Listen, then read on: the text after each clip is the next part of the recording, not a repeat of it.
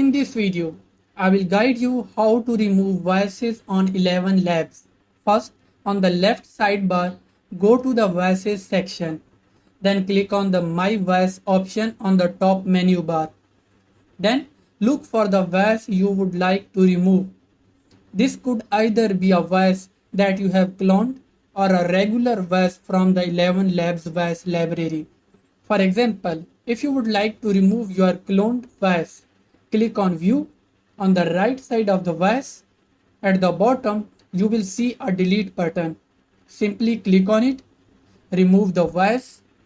If you don't see the delete button for a certain voice, unverified professional voice clones cannot be deleted. In that case, you should contact ElevenLabs support for assistance. And that's it. That's how you can remove voices in ElevenLabs. If you enjoyed this tutorial, make sure to like the video and subscribe for more informative videos.